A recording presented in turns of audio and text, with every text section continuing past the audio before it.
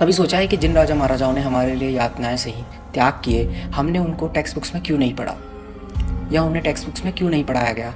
तो इसके कई कारण हैं। सबसे पहला कारण तो यह है और सबसे महत्वपूर्ण कारण कि अलग अलग इतिहासकारों ने अलग अलग इतिहास को लिखा।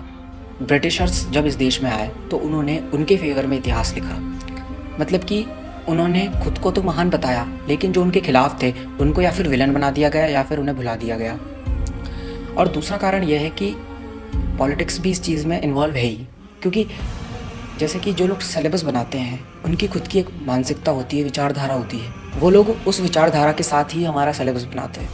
तो उन लोगों के हिसाब से जो व्यक्ति महान है या फिर जो व्यक्ति उनके हिसाब से इस देश में हीरो है, वो लोग उनको ज़्यादा प्रेफरेंस देते हैं, और दूसरे जो महान हमारे राजा महाराजा थे उनको इग्नोर कर दिया जाता है।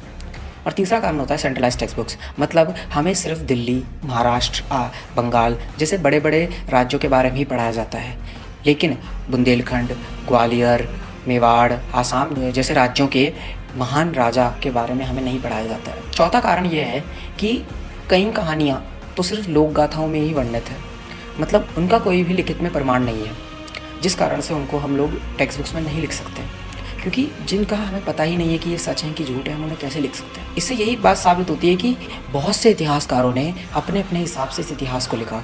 जो लोग जिनको हीरो मानते थे उनको हीरो बनाया, जो लोग जिनको विलन मानते थे उनको विलन बनाया, और जो लोग जिनके बारे में जानते नहीं थे उनको उन्होंने गायब कर दिया। तो यही बात होती है कि हम किसी भी एक इंसान को या फिर किसी भी एक कम्युनिटी को हम ये टारगेट नहीं कर सकते कि इन्होंने हमारे इतिहास को बदला या फिर हमारे इतिहास को ख़राब किया, क्योंकि ये इतिहास हज़ारों सालों से चेंज होता हुआ आ रहा है। नए नए इतिहासकार आते जा रहे हैं और नई नई बातें बोलते जा रहे हैं और नई नई चीज़ें होती जा रही हैं, जिस कारण से हमारा इतिहास टाइम टू टाइम चेंज होता जा रहा है। क्या पता आज जो इतिहास है 100 साल बाद वैसा इतिहास कभी रहे ही ना। आज हम लोग जिनको जान रहे हैं, क्या पता 100 साल बाद वो हमारे टेक्स्ट बुक्स में क्या हमारे दिमाग में भी ना रहे।